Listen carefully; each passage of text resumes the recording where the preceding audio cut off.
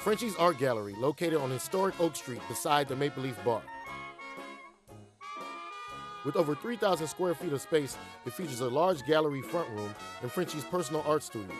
Frenchie's Art Gallery is also connected to the Maple Leaf Courtyard, which is ideal for the New Orleans night scene. Frenchie's Art Gallery, 8314 Oak Street. Yeah, you're right.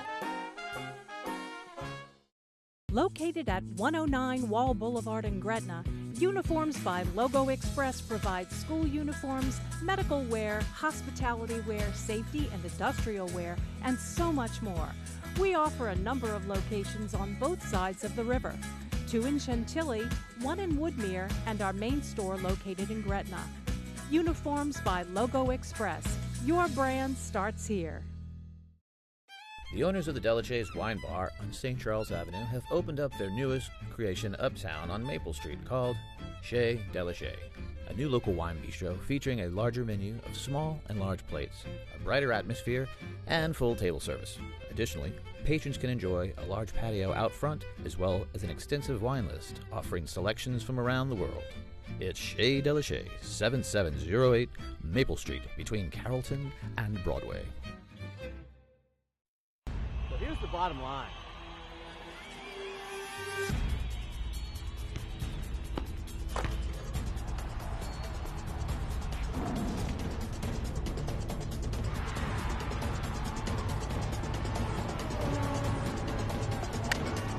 Well, it's funny that you say that.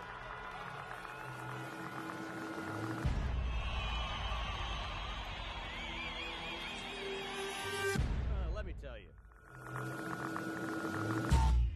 Well, good evening, New Orleans, and welcome to Primetime Sports, the second one in the year 2017. Hey, I hope everyone out there survived the freezing temperatures we got all last week, but you know what? After a weekend which gave us 4 NFL wild-card duds, well, the most exciting game supposedly was the one, well, that turned out to be a 25-point Green Bay win over the New York Giants. Hey, but things turned around in a big way Monday night. The Clemson Tigers, they came into the National Football Championship without a title in 35 years. That was Danny Ford back in 1981 leading the way as head coach, while Alabama has won 4 of the last 7 titles. Hey, we're getting tired of seeing Alabama, but perfection is what Nick Saban always strives for. And that included a 45-40 victory over this same Clemson Tiger team. Hey, the Crimson Tide came in the game with some say the best defense they've ever had, and that's saying something.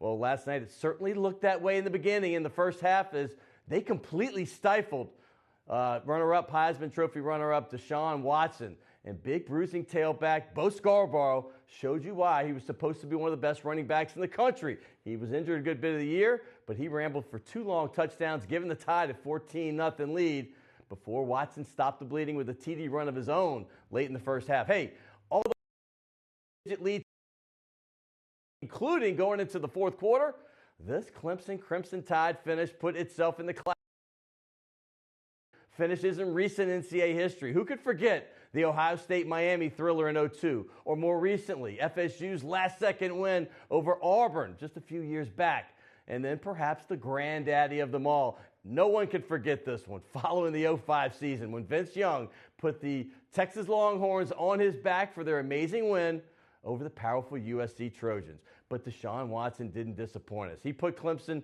on up 28-24 for the first time in the game. But Bama, they do what they do. They came back with an impressive go-ahead run, a Jalen Hurts touchdown run, which kind of reminded us of the one he did against LSU to put them on top back in early November. But Watson did what he was expected to do by his head coach, Dabo Swinney. He got the ball back with 2 minutes and put his name in the NCAA record books with an incredible drive and a 35-31 win over the past to Hunter Renfrow. This guy has 4 touchdowns in only 2 years of college ball in national championship games, and he's got 7 total otherwise. Congratulations to Clemson. We're going to get a lot more into this with Mike Detillier. I can't wait to talk to him about the national championship and so much more. Obviously, Saints, LSU, what's going on with the NFL playoffs, etc. That's going to be a good one. Hey, but as far as basketball goes, Pelicans, you remember they had that 4-game winning streak? They finally getting healthy. Well, then they dropped 3 in a row. 2 were very tough home losses, and then they got blown out. But they came back last night and got an impressive win on the road in Madison Square Garden. Anthony Davis showed Carmelo Anthony et al. What he was made of, 40 points and 18 rebounds. And let's see if they can continue this. They have 3 more games on this road trip. LSU and Tulane are struggling right now in basketball. I went to the Tulane game this past weekend. They looked good for a while, had a 5-point lead. Kind of late in the first half against Memphis, but it was all Memphis Tigers after that. LSU, 2 embarrassing home losses in a row on their home court. Hopefully Johnny Jones can get that turned around. But good news here. UNO Privateers. We had Mark Schlesinger, the head coach, on last week. Well, he felt good about winning a couple games in a row to be 2-0 in conference. Well, guess what? He's now won 5 games in a row. His UNO Privateers are 4-0 in the Southland Conference. First place for the first time ever since joining that conference. Congratulations to them. But we're going to go deep into the Bayou today. I cannot wait. I already mentioned Mike Detillier. That's right. Central Lafourche graduate. Also, we're going to go to Laplace. That's right. Tulane former head coach Curtis Johnson, who's now with the Chicago Bears. And that's right. He's got a Super Bowl ring from his time in New Orleans as Sean Payton's head coach in 2009. He's also got a national championship ring, by the way, with the Miami Hurricanes. He's going to join us, and we're going to go a little further down Nichols for a guy that's from Destrehan. He went to Destrehan High School. His name is Tim Rebowe, and he has really turned things around with the Nichols State Colonels, really doing some great things. I cannot wait to talk to these 3 guys. That's right, deep in the Bayou right here on Primetime Sports. Stay tuned.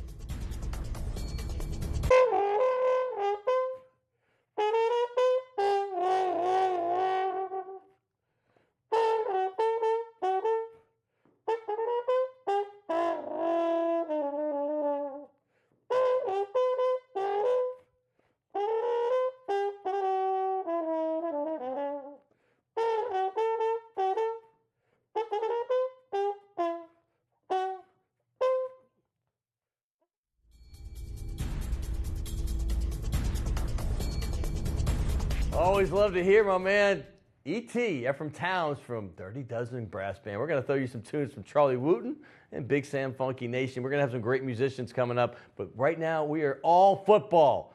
And my next guest, man, he's been all around the state. Yeah, he's a Destrehan graduate. Yeah, he went back there to coach after, playing a little baseball at SLU in Hammond, southeastern Louisiana. Then he graduated from LSU. Went back to Destrehan, coached some baseball and football. He got to the state championship game and lost to, West Monroe, a powerhouse that was just starting to burgeon at the time. But great coaching. He coached Ed Reed, Rondell Mealy, among others. And then he coached around the state again. He was at Louisiana Lafayette, Louisiana Monroe, and Nichols State. And now he's back at Nichols, the Nichols Colonels, and he's the head coach. I'm going to say this. That team was 1-28 in conference in the few years before he got there. Guess what? In his second season, they went 5-4 with a winning record. They have 8 total conference wins in just 2 years. And here he is, Tim Rebowe. Congratulations on your success, and welcome to the show, buddy. I appreciate it. Thanks for having me. Pleasure. Absolutely. I've been wanting to get you on. Your dynamic personality. I had you on when you first got the Nichols job, when you were on my radio show at ESPN. Why have you been able to be so successful right off the bat? Because I want to talk a little bit about the championship game last night, but I got to ask you that first. I don't know. It's just all about the people and about relationships and what we do, and I think that's how I've been in this business so long and stayed in the state of Louisiana. And you do it with good people. I had a good administration, and Rob Bernardi hired me at Nichols State. Right. He was the athletic director. And then some good coaches, and then you bring in a couple good players, and you change the culture a little bit. And bam, you win a couple games, and the guys start believing. I'm going to get to the season in a second because there was some impressiveness going on. But last night, you're my first guest of the show. It's on the tip of everybody's tongue today. Clemson with the great comfort behind victory. They were down 14-0. They trailed 17-7 in the second half, 24-14 into the fourth quarter, and they yet still came back to win 35-31. Your impressions? Just an incredible ball game. I know a lot's made about the coaching and the coaching change with Alabama and what they were going to do, but it's just when it boils down to it, it's all about the players. And when you look back at that game in the second half, Deshaun Watson, the wide receiver making catches, the tight end, just unbelievable plays. And it's not about the play call, and it's not about the coach. It's about those guys on the field. Well, that's interesting because I wasn't going to bring it up, but since you did as a coach, when you're watching the game being called, Lane Kiffin was supposed to be there for whatever reasons, and we all have our theories, but he wasn't, and yes, Steve Sarkisian. Did you see any difference at all? I really didn't. I mean, I saw a quarterback who was an outstanding talent. He was good. Big offensive line for Alabama. I think a couple of his receivers had to make a couple plays and a couple catches and didn't do that. Didn't do it. And it kind of changed in favor of Clemson after that. Yeah, there was a stretch. I'm going to give Clemson credit because they were up 14-0. And honestly, even Deshaun Watson, as good as he is, looked like most quarterbacks when they play Alabama. He was rattled. I mean, let's be honest, for a quarter and a half, but they came back, and that defense, even though they ended up giving up 31 points, that defense for Clemson, there was a stretch when Alabama ran 24 plays and only had 46 yards in the middle of the game. So the defense needs to get some credit, too. Absolutely. And look, we know, and we could talk a little bit later, but games are won up front. And I think Clemson's defensive line took over. The big running back went out, kind of changed the game a little bit, had trouble moving the chains and getting some first downs, and made the big play at the end of the game on offense. I got to talk about you and your program because it's nothing short of remarkable what's going on down there. If you're not following, you have to check it out. It opened my eyes when they almost beat the Georgia Bulldogs between the hedges. I've been to many games there. It's a daunting place to play. You led for a good part of this game. I mean, you had, and I'm not even saying that the game didn't go your favor, but I believe the final score was a two-point difference. Right. Talk about the experience for you and your players. There's Kirby Smart with you after the game. Well, it was just our guys were not fazed, by the big lights and the people in the stands. I joked about early in the game that we were going to try to wear the same colored jerseys as Georgia because we both were red and gray. Right. Maybe they'll throw a few our way, but our guys we thought we didn't know we were open the first week of the season, right? So we really didn't know what type of team we were going to have, and then you're going into SEC territory. You know how good that football is, but I did think going in we were decent up front. And we were decent on the offensive line, and we were decent on the defensive line. And early in the game, we started saying, hey, we can play with these guys because we can play up front and do that. And we started making a couple plays. You're going in there with a freshman quarterback who he had an incredible season. True freshman quarterback. I mean, that's the thing. I mean, he's got such poise to handle. Because this is not Georgia. They had a little bit of a fall during the season, but they were still undefeated, still top 10, and you still managed to do this. How'd you do it? Well, Chase, he's got it. We talk about it in the coaching world, and he is who he thought he was. Chase Fourcade. Right, John Fourcade's nephew, right? Yep. And he went, his first pass that he threw in his college career was intercepted. But he comes off the sideline, looks you right in the eye, and know he's going to be all right, and he just goes out there, he competes, and when he walks in that huddle, he commands it. He commands respect, and he brings everybody game up to his level. Well, he's a state championship winner. Right. Double time, I believe, at Rummel. This is the time of year you were recruiting him. When did you know you had him, and what was that feeling like when you knew you had that piece, that it factor quarterback? Hey, with all due respect to his family and everybody, I didn't know I had him until he signed that paper that next morning on signing day. He had committed to us early, and Coach Lee Roussel, who recruits the area for us, did an outstanding job. And he was committed all during the season, and then all of a sudden he started heating up, and some big boys came in on him. But just a true man of his word and character. He stayed with his commitment, and on Monday before the signing date, on that Wednesday, he said, "Coach, I'm staying with y'all. I'm committed. This is where I want to be." And so, just a lot of respect for him for doing that. I mean, great. Talk about some of your better wins. I mean, what were the ones that stand out when you go into the summer before you start practicing? You're going to think back on your year. What are the first couple of memories you're going to have? Well, I thought Georgia did put us on the map, and I knew we played respectable. And the next week we came home with a big conference win against Incarnate Word. Yeah. When you look back to the season before, we were 0-5. Starting out the season. So, man, it was big for us because sandwiched in between that UIW, we had South Alabama on one side, and we had Georgia. So we knew we had to get off to a good start. And South Alabama beat Mississippi State. Right. So we go and we play a home game in a tremendous crowd. And I got to say, Scott, our community has really embraced this football team. They really have. have. And they're coming out and really supporting us and putting people in the stands. And but, I tell our players this all the time. You put a decent product on the field, they're going to come and support you. And they're going to do that. So we got the big win, and we went to South Alabama, went for it in double overtime and lost by 1 point. So that was another shower day. So I knew we had something special going with those early games. But, Coach, before you took the job, I mean, listen, you had a pretty comfortable gig over there in Lafayette. I mean, you got Hudspeth had it going on. You guys were winning games, 9 games a year, winning that bowl game every year here in New Orleans. You had to think, okay, we all want to be a head coach, but 1-28 in conference, they had a winless season in there. What were you thinking? Well, I was thinking about timing is everything. Right. Okay, and I had tried to get the job a couple of times before. I had a great 11 years in Lafayette, Louisiana, and Mark Hudspeth I was very fortunate. He kept me on the staff when he came, and I had 4 years with him. We went to 4 bowl games and won 4 New Orleans bowl games. You won them all, man. And so that was a special time. And when I went to him and said, hey, I was interested in the Nichols job, I mean, he was like, hey, whatever I can do to help you. And I stayed and coached through the bowl game. But I thought Thibodaux could be a special place. And with the right fit, with the right person in that seat, I think you can get it done. You can win some games. Why not us? The guy can win a conference championship, and I think we're putting the pieces in place to be able to do that. Coach, less than a month. You're 3 weeks away from signing day. What is your spiel?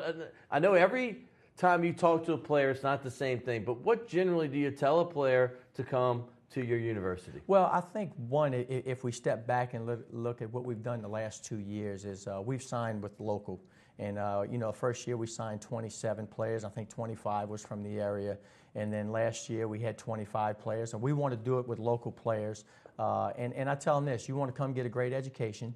You want to have a chance to get on the playing field early and compete for a conference championship, then Nicholls State University is the place for you. All right. I mean, listen, Chase Forcade, how big was it to have him? I mean, listen, you got a guy now for 3 more years. Does he help get other recruits? Yeah, absolutely. I mean, they know Chase is a winner, right? So you have people who say that. We got Christian Booker last year out of De La Salle. We got Sully Lesh and Evan Veron, those guys. So they start talking. We got guys out of Baton Rouge. Hey, let's go build something down on the bayou in Thibodaux, Louisiana. And so these guys know. I have receivers coming to us saying, hey, I get to play with Chase for the next 3 years. That's an exciting thing for them. Coach, I am thrilled for you. I mean this from the bottom of my heart. When I interviewed you when you first got the job 2 years ago, I was ecstatic for you. And you're doing it. Continue what you're doing, man. You're making everybody proud down there. You're on the recruiting show. You need to eat a little bit today. Yeah. I got just a place uptown. I know you mentioned De La Salle. They're uptown. You were in a recruit. Yes. By the way, they were undefeated this year. You know what? You will sign something later because you coach against D1s, and the Saints will get you on one of these balls. But thank you so much. Hey, thanks for having me anytime. I appreciate it. Tim Rebowe. Hey, if you're a kid watching this, you got to check them out. They're doing great things down the bayou. And speaking of the bayou, I should have had John Fogarty do the Down on the Bayou theme song because I've got Mike Detillier coming up next. He's from the bayou.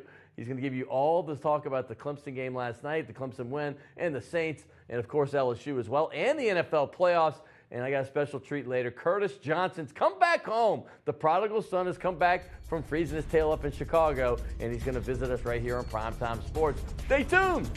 Down on the Bayou, right here. The mark of Legacy Kitchen is simple. We offer numerous dishes like chicken enchilada soup, prime filet and loaded baked potato, baby back ribs, and so much more. At Legacy Kitchen, we serve American fare, crafted cocktails, and we offer a great selection of wines by the glass. Metairie at Betts and Martin Berman, and in the Warehouse District at Chapatulas and Girard.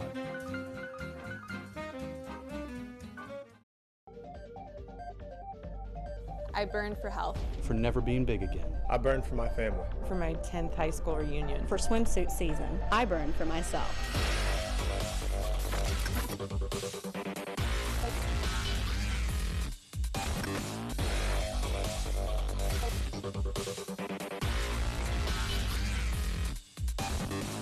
Orange Theory Fitness. Keep burning. Crescent City Steakhouse, a true neighborhood restaurant operated by the Vojkovic family since 1934, is the oldest steakhouse in the city of New Orleans. Serving only hand-cut, prime-aged, corn-fed beef for over 80 years, Crescent City Steakhouse has become a dining destination for both die-hard locals and adventurous travelers who seek traditional, timeless New Orleans cuisine. Crescent City Steakhouse, 1001 North Broad, on the corner of St. Philip, in the heart of New Orleans.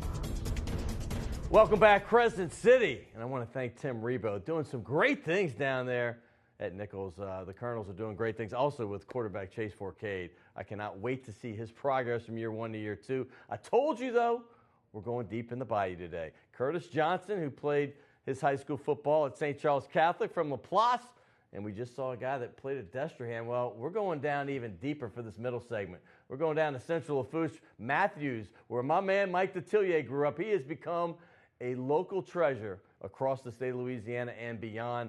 His draft reports are the best in the business, period. I've said this before. We had him on last year during the draft. We talked some free agency, but this is his first visit to the studio, the new studio, and here he is, Mike Detillier. Pleasure, my Scott. man. Welcome, Thank you, brother. Thank you. How you Appreciate been, it. buddy? I'm doing great, doing great. I mean, this time of year, you got football playoffs are ramping up. College football just ended last night.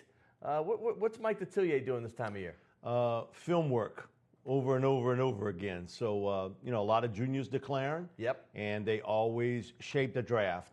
And so you go back trying to take a second, third look at everyone. But it's a busy time for me. And also football recruiting. I do a little bit of work on that part too. Oh, a little bit, sport. Just a wee bit. Just a little bit. So it does help all the way across the board. But it doesn't end for me until May. Yeah, May is busy. I mean, listen, from now till the draft, this man is working incredibly hard, not that he doesn't do it all year round, but putting this draft Bible, I call it, together. What does that entail, real quick? Because I want people to know, you say film work, but you're saying it pretty lightly. What is film work really? I'm pretty structured in life, so to speak. So I'll put in a couple hours each day, and I'll take a couple days off. Holidays, I'll go on vacation, but out of 365, I'll probably put 345 into the draft report and everything else, including college football, recruiting, everything else into it. So it is time consuming. It's just not, I'm going to type up a deal. I'm not in a basement somewhere typing up a little article somewhere here and there. So it does take time to look at everything, and not everybody fits everything. You find out in this world, in every draft class, 5-7 players, no matter where they would go, it would be the same production. Everybody else is fit. So that's the key to the draft. Finding what fits best for you. It's the same thing in recruiting. What fits best for your program, and maybe not.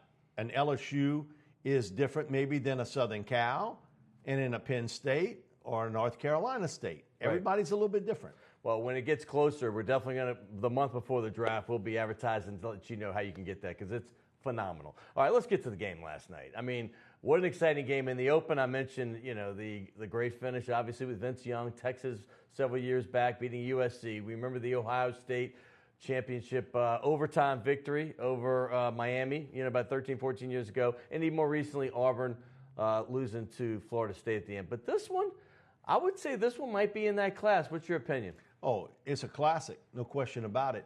The thing with it is, it got away from what Nick Saban has always talked about, and that is, I control the clock running the ball.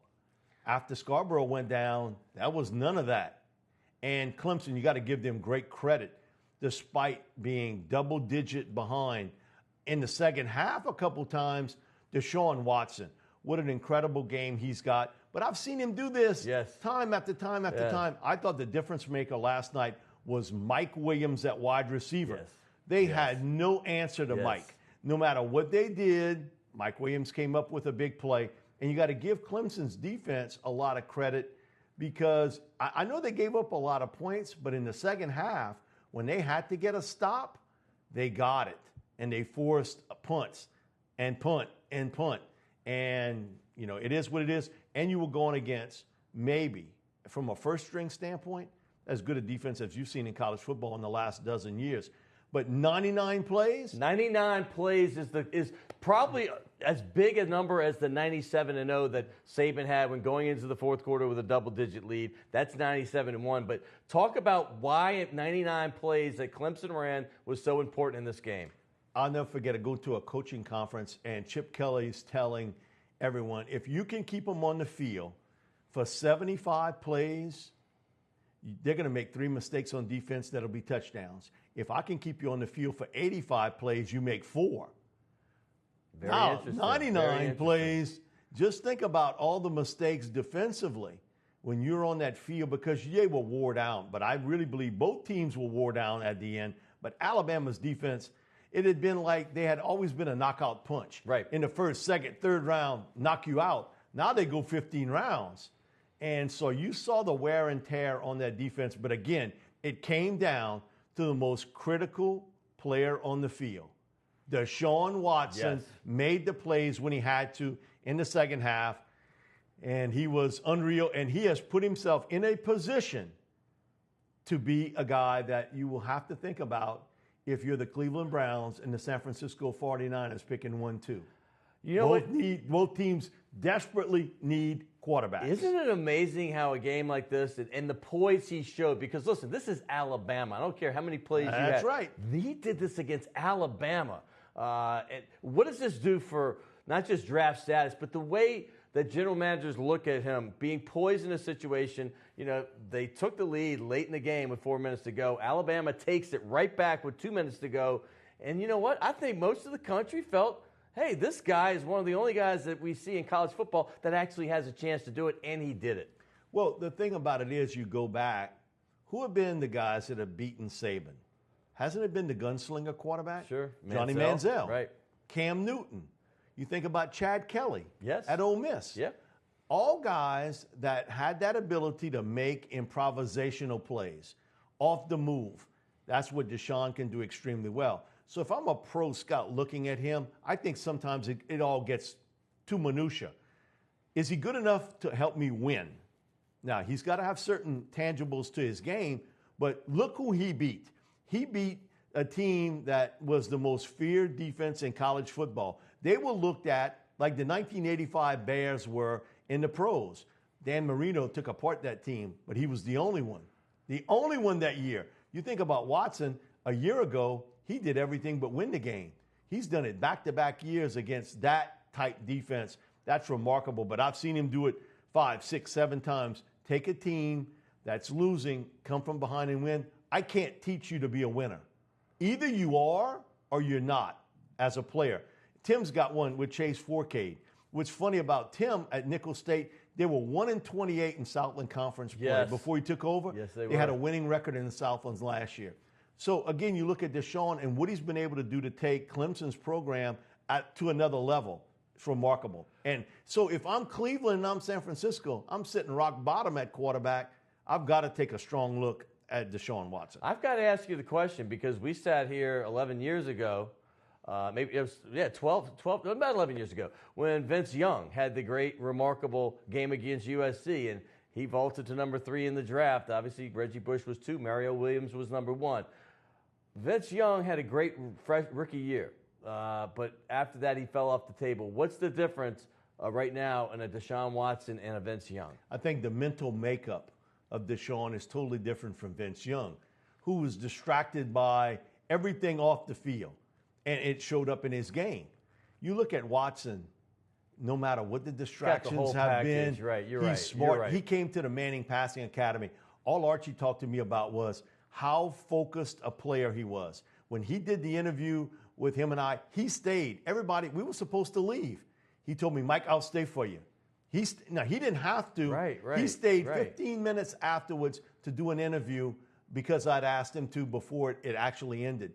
That goes to show you, what type of guy you're looking at here. But so poised, a great leader, and despite the fact that he hit some hiccups along the road early in the year, it didn't affect him. But I always go back to one thing. Barry Switzer told Buddy Diliberto and I, we're doing LSU Oklahoma pregame when they play for the national championship. And he says, one thing I know about college football, the team you see in late November, you never see them again in January. Either you better or you're worse. Clemson was a better team with the weeks of practice and then what they did to Ohio State and Alabama. Alabama wasn't as good. When you look at how they struggled against Washington and how they really struggled against Clemson, had that game been played in the second week of December, I think Alabama wins. But it wasn't. That long layoff, no, I agree. All the distractions, everything that goes with it, I think Alabama was a totally different team. Had they played that game in December, Alabama wins. But it wasn't. So, I give Dabo a lot of credit and his coaching staff to get them ready for that long layoff, because football's not a flip the switch.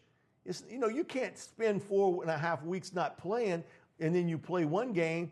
It's not the Super Bowl. You have 2 weeks to prepare. You have 1 week and then you're right back on the field. All right, I got to say this. What impressed me the most was the way they got off the mat, because this game was on the verge of getting ugly. Let's be honest. It was 14-0, and it wasn't like Clemson looked like they knew what was happening. I mean, they got popped real hard. You had even the deer in the headlights a little bit early in the game with Watson. He was overthrowing guys. He had to get the field. But for him to come back, that plus the fact that Mike Williams and both Scarborough got dinged up. Obviously, Mike Williams came close. back, and Bo didn't. Bo didn't come back. I thought those were the two keys to this game. Yeah, I agree with you on that. And also, to the fact, both these teams have kind of walked down that football aisle before. Clemson did it a year ago, didn't win. Yes. But they walked the aisle, and Alabama's done it continuously. It just goes to show you a little bit about how Dabo Swinney, when he first got hired at Clemson, a lot of people, he's an interim coach. Right, he's never going to make it. Yeah. Now, he's put Clemson not at the same level as Alabama, but they're in the zip code. They're in that zip code. No, they're definitely in the zip code now, and he's an Alabama alum. So yeah, so where extra sweet. So a lot of Alabama people saying, "Oh, when Nick walks away, guess who we're going to go after?" That's the first call, probably. Unless it's Tim Rebowe or Curtis Johnson. Maybe so. All right. I know both of them would take that call. I think you and I would come and do it together. Hey, I got to ask you this. LSU, near and dear to our hearts down here. Coach O showed what he was made of in that bowl game. Did a great job getting his team prepared. I know he told me, we were just kind of talking on the phone. He was like, Dave Aranda, I don't know when he sleeps. He said, when I leave at night, he's still here. When I come in the morning, he's already here. They did a great job, and you think about it, 12 games, only 16 touchdowns. That defense was awesome. Louisville had never went up against that talented a defensive line, and that's where they won the game. And LSU's offense, it was no great shakes, but it does go to show you Darius Geis, I think, is a legitimate Heisman Trophy candidate for 2017 and how they're going to run it. No doubt, right? But keeping Dave Aranda may have been Coach O's biggest recruit that he landed for 2017, of how well he's got that defense playing. Remember, they switched from a 4-3 alignment to a 3-4 right before that game. They totally confused Lamar Jackson. But that offensive line of Louisville, they never seen athletes like what LSU has up front. Hey, LSU, the least amount of touchdowns given up by the defense in NCAA this season. They did play a couple less games than some other teams, but fact is, that's impressive. The other thing, what LSU did against Alabama, they held them scoreless going into the fourth quarter, and that hasn't been done in eons. I did some research last night. I love digging into the stats. That 10 points that they gave up, Alabama hasn't been held to 10 or less in a dozen years, except 2011 when LSU beat them 9-6. That's the only time they've had 10 or less points. So congratulations to Aranda this season for what he's done for LSU, continuing the great tradition of defense, and also Coach O, bravo to you. Great things on the way. I do know he doesn't sleep long at night in them 4:30 phone calls about what's going on. What do you think I'm doing at 4:30 in the morning? But so I know he's hard at it. One of the things, too, is watch with LSU, how they close. Pete Carroll's always told me the best recruiter in college football is Ed Ogeron. In the last couple weeks. He's the best. And so watch what happens late with LSU on some of the bigger name recruits. I think he'll do really well. Okay, and by the way, Miles Brennan is going to be on the show the day before signing day. Don't forget about that. He's the next Tom Hodson. Listen, Tom grew up a half mile from me. Yeah. And his dad actually coached me junior high school. And so the closest guy I've ever seen to Tom Hodson has been Miles Brennan. They are similar in so many ways. I want to get to the NFL playoffs. Before I do, I got to touch on the Saints. Season over, 7-9. They started 0-3, as you know, again, and they ended up winning 7 of the last 13 games, so 7-6. So they're basically a 500 team. What do you see in this team's future? Well, finishing 7-9 is no shock. I mean, come on, everybody could have kind of picked that. It'd be a 7-9, 8-8 type football team. They're just not good enough on defense. Bottom line is, Sean Payton, he didn't forget how to coach. You're a lot better coach when you got better players. And listen, any coach will tell you that. He's got to get that big-time pass rusher. He's got to get help in the secondary. I know they were riddled with injuries, but this football team knows they're all on the hot seat in 2017. It's all chips in. You can't have another 7-9 year. And I think that's why you see Sean making the changes already, coaching staff-wise, and I think they'll be aggressive in free agency and the draft. But if you can't play good defense, you watching, you're not playing. Hey, I know that the old adage, and it's true, 7-9, you are what your record says you are. We know it, we've been hearing it. But does this 7-9 feel any different than the two previous ones? None. None at all? None at all. Okay. In essence, you're fighting mediocrity along with about 18 other teams in the NFL. Okay. That's what it is. When you're a 7-9, 8-8 type team, even stretching 9-7, is Detroit that much better than the Saints? They're basically, you're looking at mirror images here. Now, what it does go to show you in the NFL, Dallas picked 4th in the draft last year. Look where they're at today. Atlanta struggled. They were a mediocre team just like New Orleans, but 3 critical moves got them to that point. Vic Beasley, his development at defensive end, Debo Jones, and what he was able to do at outside linebacker, and Keno Neal, who they picked in round 1 from Florida, really has been able to come in and do a great job at that safety position. He is their version of Cam Chancellor. So 3 players totally changed it, and on offense, the best NFC free agent pickup of the offseason, Alex Mack at center. Yes. I'm a big center guy. Yes. You know, the Saints have a good one, but Alex Mack was paid huge dollars, and he earned every penny. And he earned every penny. By the way, I got to give props to Deion Jones. I mean, I can't be happier for a human than I am for what he did. A guy that didn't really get to play at LSU a whole lot till his senior year, a Jesuit graduate. He had a great season. He had an unbelievable rookie campaign, and you know what? LSU's got a guy. He's not as fast, but he's a little bit bigger, by the name of Duke Riley. Yes. Whose path to the NFL is going to be very similar to what we see in Debo. Okay, because they've had a lot of good linebackers. We saw what Quan Alexander's doing at Tampa, leading their team in and before it was Kevin Minter and Perry Riley. That's my question. What do you think Duke Riley can do on the next level? Can he compare to those guys? Yeah, I think he's more of an inside player at the NFL. If he goes with a 3-4 alignment, he'll play inside linebacker. But his ability to cover, I think, is going to be a huge help for him. You got a lot of linebackers that can do real well in the forward position. Throw them in reverse. They can't cover. If I know you can't cover, guess what? I'm going to throw the football at you time and time and time again. That's been a weak point with the Saints. Really, their best cover linebacker, when he's been healthy, has been Ellerbe. But Craig Robertson's a pretty good cover linebacker. But you see the Saints doing some things other teams do. 2 linebackers, 3 safeties.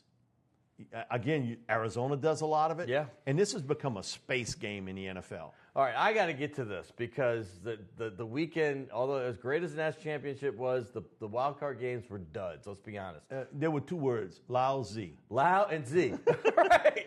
I got to spell that. Z-E-E. That's it. But this week it has some promise, and I'm gonna start with the NFC.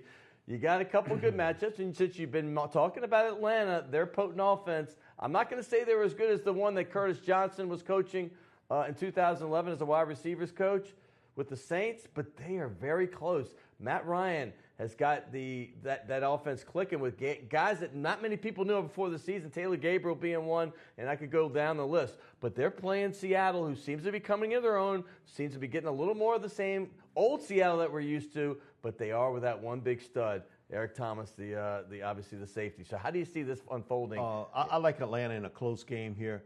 I just think without Earl Thomas, that's a difference maker. And I think Atlanta got jobbed in Seattle. That was an obvious pass interference call. That was it right there. You know, Richard Sherman on Julio Jones. Right. Again, that was a reputation non-call on him. But Atlanta, their ability to score in high-scoring games, but now they can run the football with Devontae Freeman. That, I think, has been the key. And the change-up with Tevin Coleman. I like what he brings. brings. They've got that 1-2 punch, and Matt Ryan's the MVP of the NFL. He has played tremendous football. But again, I go back to those 3 key pieces on defense that has really, really helped them. So big. And their special teams are really good. Again, Seattle's got the experience, but their offensive line's not going to play the same game like they played against Detroit. I can't see Seattle running the football as well. I think in a close game, Atlanta ends up winning. A lot of Louisiana influence on that defense. You're talking Debo. You got, obviously, gosh, Jalen Collins, Robert Alford from from Southeastern and Louisiana. Trufant, right? I mean, you got Tyson Jackson. I mean, that's 5 guys, right? Come on. And LSU has 0 from LSU. Now, people Saints, say, what the about Saints, the right. Saints? What about Delvin Brooke? Well, Delvin never played at LSU. Right. It hurts. It hurts. All right, let's go to the other one. Cowboys, Packers. That's a tough game Isn't for me. that fun? If Green Bay was healthy, I would go with the Packers here. But no Jordy Nelson in the lineup. He's not going to play in this game. That hurts. I think the most dangerous player in the playoffs is Aaron Rodgers because he's the best improvisational quarterback in the league. But every time you go against the Cowboys, they find a way to win. I think the Cowboys in a razor-close game ends up beating Green Bay. Now, if Jordy Nelson was playing, I would feel differently. But I think that the Cowboys have never tasted that running attack like they're going to taste this week with Ezekiel And Elliott. they went up to Lambeau and beat them, so I know it's tough to beat them twice, but beat them and they're not scared, okay? But you're right, that wild card you have I think this Rodgers. is always the best watching weekend of the season when you get the divisional playoffs. Yes, it is. And probably the game that's least fun to watch will be New England and Texans. Let's just do this one quick. 'Cause I got New England and big. All right, the other game, though, is intriguing. Steelers-Chiefs. Well, I have a ticket from Vegas that I can cash in if the Steelers win everything. All right. And so my heart says pull for the Steelers, but in Kansas City. Wow, it's so loud. And that point spread started as the Steelers a 3-point favorite. Then the Roethlisberger injury, it went to Pick'em. Last night, it jumped to the Chiefs, a 2-point favorite. That's going to be huge. If Roethlisberger can't move around that pocket and he becomes just a sitting duck, that's going to be big. But this is the thing. Can Andy Reid win that big game and it all goes on the shoulders of Alex Smith at quarterback? Can he duel up against Ben Roethlisberger in this type outing? If he can, then the Chiefs end up with a win. But it's to stop Antonio Brown and Le'Veon Bell. Those two guys, remember late last year, they didn't have either one of them, and they went to the mat, so to speak, with the Broncos. You and I could go for an hour and not even blink. I mean, not even blink, but it's been a pleasure as always. Thank you so much, Scott. Bro. Appreciate it. I've got a great gift certificate for you. Great wine bistro. The food has become one of my go-to places in town. Oh, thanks so much. I appreciate it. Thank you. Between Carrollton and Broadway, and you have connections to both. I can't remember what ball you're on, but hey, you know what? LSU? Coach O? Let's go Coach O. We got a big space for Mikey D right there. Because I know Curtis Johnson's not signing LSU. All right. Well, not at the present. Well, yeah, you never know. You never know. You never know. All right. I appreciate Thanks you, Mike. so much. Mike Detillier, check him out. I will do the draft report. He's on WWL all over the place. He and Bobby are doing the shows on Monday nights over at the Silver Slipper, correct? Plug. But anyway, coming up next, I've got Curtis Johnson. You know him well. He's been the Saints wide receivers coach for many years. Had a great coaching career before that. Tulane football head coach for several years, and now he's with the Chicago Bears. He's freezing up there. Coming up next right here, CJ on Primetime Sports.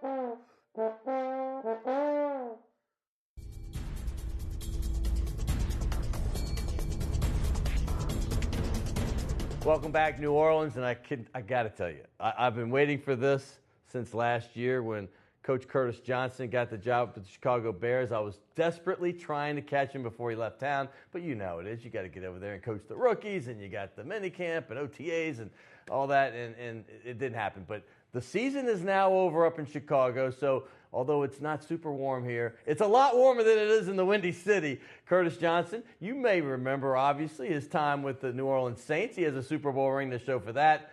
Well, you know, he coached the Tulane Green Wave for 4 years as well. And you probably know, if you're a football fan, that he was 10 years in South Miami, right there for the Miami Hurricanes. They won a national title, coaching under Butch Davis and Larry Coker. But you probably don't know this. He went to Idaho Yeah, and he stayed in Idaho, coached a little high school ball there, then coached for his alma mater, the Vandals, for a couple of seasons. That's right, that's Idaho's nickname. Well, he spent 5 years in San Diego, and I don't know why he didn't leave, why he left. San Diego State, it's gorgeous down there. But here's one I actually learned. He spent a year at SMU and a year at Cal. This guy has an extensive coaching career and a guy that New Orleanians love. I'm going to tell you this. He's always at Jazz Fest. He's always at Mardi Gras. He is a man about town. He can be seen. And I do stand corrected because although St. Charles Catholic is in Laplace now, he only spent 1 year there. That school was in Destrehan before. See, an uptown kid can learn things. And here he is. Curtis Johnson is back in New Orleans. It's so good to see you, my man. Great seeing you again. Great seeing you. Great being at home. And you literally just got back yesterday, right? Just got back. It was freezing in Chicago. We left, it was maybe 10 degrees. I mean, we brought the warm weather here. You brought it back for us. We brought it back for Well, you. we actually were kind of cold this week. I don't know if you saw, we were hitting 28, 29, 30. Nothing like Chicago. That's like June, right? All right. Let's go there. You're in Chicago now. You're coaching under John Fox. We were talking off air. You say he's a great guy. What a great guy. He's a coach's coach. I mean, he lets guys coach. He lets guys, do their deal. He does a magnificent job motivating the team. We're not very good right now, but, Foxy is one of those guys that always won and always will win. But you competed, though. I'm going to say this. You say you're not very good, but there's not very good, and then there's teams that just aren't winning games. And Chicago's record is not very good. But I've watched a lot of your games. You competed. Exactly. To Foxy and Ryan Pace, to give them what they do, I mean, they've done a magnificent job going in the right direction, turning this program where it should be. I'm telling you, we're going to be good, and we're going to be good very soon. Well, Fox has gone to the Super Bowl with 2 teams. I mean, the list is very short that can say that the Panthers and, of course, the Broncos. What made you go there to coach under him? I tell you, Sean always, as you know, I work for Sean Payton, and they work together at New York. And, I mean, he would always speak highly of Foxy. And, when we first got to the Saints, we could not beat Carolina because of, Coach Fox's defense. And then I knew Ryan Pace. We were good friends. We had great relationships at the Saints. So it was a no-brainer for me to have an opportunity to coach with those guys. So how long did it take for you to be able to call him Foxy? Well, it's funny. Was it right off the bat?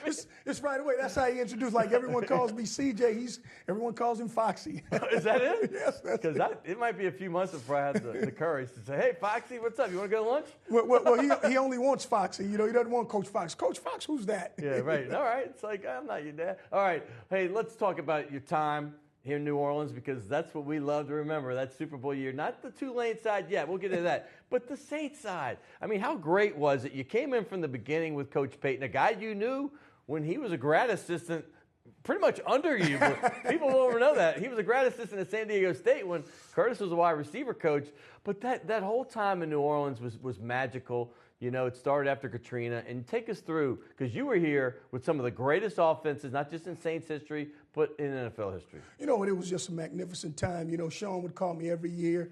He said he was getting a job when I was at the University of Miami, and he didn't get one. And so all of a sudden he said, I want this job. I'm getting this job in New Orleans. I was like, in New Orleans, that's my hometown. Right, but no one was here because it was Katrina. And so we really got our staff together. We stayed over here at the Hilton, and we really bonded together. And it was one of those deals where, golly, it was a special time for us. Well, I'm gonna say this. The 2011 team is to me one of the greatest teams that did not win a National Football League championship. I mean, listen, I can say that. People might say you're a homer, Scott, but that offense was so amazing. And it wasn't that the defense, it wasn't like they were like they are now, but they just ran in that buzzsaw in San Francisco. But they won the Super Bowl. We all know, we've talked a lot ad nauseum about how great that was. But that 2011 team, does that still pain you a bit? It was a special team. We had Jimmy Graham then, and we had Sproles. They were two of my favorite guys. And I'm telling you, those guys played magnificent. Drew was really hot that year. We started off a little bit slow, and then we begin to get better and better and better. And next thing you know, you look up, we right back in the hunt, and we were probably the favorite to win it that year. Well, you're 13-3. It's like, I don't know how slow you had to start, but you were 13-3. You ran past Detroit in that playoff game, and then San Francisco, 5 lead changes in the last 2 minutes. Heartbreaking, and the Giants ended up pulling that one out. But I have to tell you, I have a bone to pick with you, because I really wasn't very happy with you for a few years. Being a guy that went to LSU, who likes to keep his players here, why in the world were you taking all our great players down to Miami? Ed Reed Reggie Wayne, and I'm sure you took a few more out of the Crescent City proper. So we'll talk about those years with the Hurricanes. You know what, the relationships with me and the guys here has always been good. You know, I love the New Orleans area. I love New Orleans cooking. I convinced Coach Davis to let me come down here and recruit. And a couple of guys I knew, Tom Levine, Rick Turner, and those guys were guys. Coach Reese, I knew Coach Reese and all those guys, and those guys were really helping me doing recruiting, because recruiting is more than one person. You know, it takes relationships. And so we just got, you know, to be honest with you, we got lucky. You know, Coach Rebowe was there, and Coach Martin was at Destrehan. Those guys did a magnificent job helping me with Ed, and so did Billy North. Tim Rebowe was coaching at Destrehan during some of that was. time. He also, you know, me and Tim played baseball together as young kids. So, you know, it's just the relationships. You know, Billy North was one that area that I knew for years, and so I really got a lot of help, and those guys really helped me, you know, during my recruiting. Well, you don't remember this, but I met you. I came down there when Vernon Carey and Ken Dorsey and Walter Payton's son, Jared, and Andre Johnson, all those guys were freshmen, and I did a show. It was called The New Canes, and I'll never forget, Vernon Carey looked at me in my eyes, and he was the greatest offensive lineman in football at the time, you know, at least in college. And he said, we're going to win not one but 2 national championships. And you have to understand, this was not the Jimmy Johnson or Erickson Miami Hurricanes. They came off of a 6-6 season. And I'm like, 2 national championships? Y'all haven't been in the picture for about 5-6 years, let's be honest. And sure enough, they came within a bad call of winning 2 national championships. Larry Coker took over for Butch Davis, and talk about how great that was to be a part of something like that. You know, it was a special time. I would tell people, we went up to Seattle and got beat by Washington, and those kids promised we won't lose again. And we almost didn't lose again for 3 years. You know, it was crazy. Ohio State. It was crazy. I mean, and then, you know, we were starting to get the guys, and they really bought in. It kind of reminded me a little bit of what, you know, USC did the same thing. Alabama's doing it. I think LSU's going to do it with Coach O. And, you know, all of a sudden they started buying in. You started winning. It was a roller coaster. And just replacing guys was just amazing, because Reggie Wayne and Santana Moss leave, then Andre Johnson would come in. So it was a magnificent time for us down in South Beach. Well, I mean, that game reminds me of a few things. I mean, when we were younger, say in high school, college, we had some great national championships. It was a mythical national title. Exactly. And the one that comes to mind first is Nebraska, going for 2, losing to Miami, way before you were there. But I mentioned in the open that the last, say, 15-plus years, we've had now 4, including last night. Your game against Ohio State, which unfortunately didn't go your way, the bad interference call, in my opinion, got them that game in overtime. We talked about maybe the Kelvin Benjamin catch, Florida State against Auburn was a great finish, and who could forget the USC game against Texas.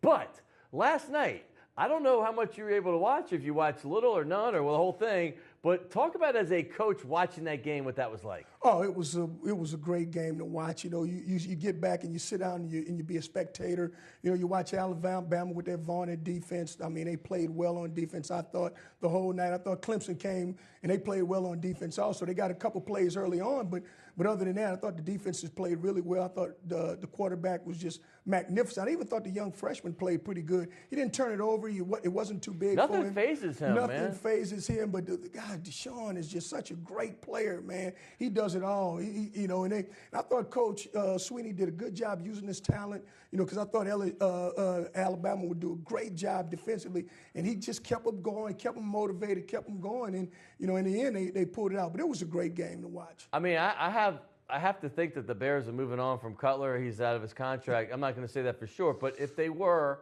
was Deshaun Watson somebody you'd love to see there? You know what? You know, I like Jay, and Jay's done a great job for us, and, you know, you'd love to see him come back next year and play again. But if not, you know, if we do move on, I think Deshaun would definitely be a guy in the mix. You know, you look at his athleticism, he can throw the ball, with pinpoint accuracy, smart. And the one thing about the NFL, he's never rattled.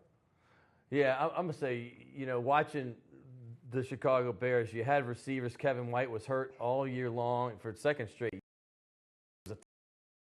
Virginia. Alshon Jeffrey, who seemed like he was injured and sometimes sick during the year. You had some potential, but you never really. But you made some, or you helped make some no-name guys like Cameron Meredith household names, particularly in fantasy football. Thank you very much. But talk about coaching this Bears team. You know what I like coaching the Bears team? The one thing the players have done, everybody nowadays, they got Google and they look you up and they figured out, that I can coach. I guess they figured some of the guys I coached, Andre Johnson, Reggie Wayne.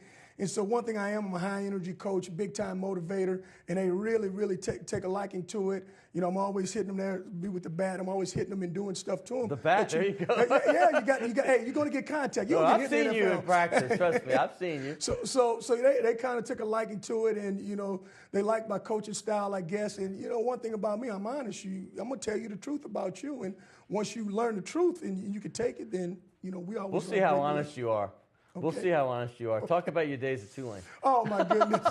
You know what? I really had a great time at Tulane. It was great.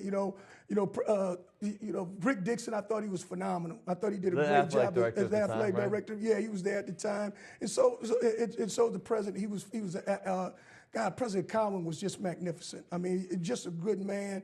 You went to a bowl game in your second year and you got hopes up, but then you went to a stronger conference. Yeah, you know what? The one thing about that is, if I had to do it again, I would love to stay in Conference USA because that's what you recruit to. You recruit to your talent that you got to play, and didn't get an opportunity to do that. Didn't really thought we had a chance to win that conference, and then maybe gradually move up, but we didn't have an opportunity to do that. But I love the guys who coach with me. I love the players at Tulane. I love my time at Tulane. I thought the people were magnificent. People are great. Love Tulane. Listen, I grew up with Tulane. I mean, it was in my backyard. I went to all the games at Tulane Stadium. But do you miss the food? I mean, because it looks like you got a little thinner. That's what happens when people leave. I moved here. I gained 30 pounds. Let me tell you, the food here is awesome. The reason why I'm here, I'm just down here to eat. It's just awesome down here. God, but those Tulane people, the fans, they were great. You know what I loved about you more than anything? You and your beautiful wife were always out and about in the city. I mean, I saw you at Jazz Fest at least 3 times. I mean, and not even planning to meet you. I'd be like, oh my goodness, there's Curtis. And you're always a man of the people, man. You're in there, and people come up to you. You love to talk. You had your Tulane. You were representing. Talk about being around New Orleans and being a New Orleans native and what it means to you. New Orleans is my favorite place to be. I love it down here. Just the festivals. The Mardi Gras, I'm a big Mardi Gras guy. I'm a Zulu member of the Zulu Club. You ride this year? Yeah, right. Well, I don't know if I can this year. This year is a little tough year. I got to see what's going on in Chicago. But I'm telling you, it's just a wonderful place. The people are so friendly. It's so good to be around here. Just the weather's awesome. I just came from minus 10 degrees. The weather's great. The young kids are good. I just love it here. Well, we love you, and I appreciate you. I mean, listen, he didn't hesitate. I called and I said, hey, can you come in? He goes, I get in Monday, and we'll do it on Tuesday. So, Curtis, I thank you so much. I've got this gift certificate. Please take your wife. You like food? Love it. You're going to love this place. We will be right there on Maple Street. Great place. And I know you coach the Bears. John Fox, he's got a Super Bowl ring with this team. You see this one right there? That one right there? So we're going to get Curtis Johnson on this ball because it means a lot. A lot of Hall of Famers on this. Willie Roaf, Ricky Jackson. My guys. Deuce McAllister. Oh, that's my Bobby. real guy. Yeah, we got them all. So there you go. Curtis Johnson, one of the greatest. I always love him, and his attitude, winning and losing, is always the same. Maybe inside he's hurting a little more, but he never showed it. Hey, I got to thank everybody. William Hill, my producer. You make dreams come true out here.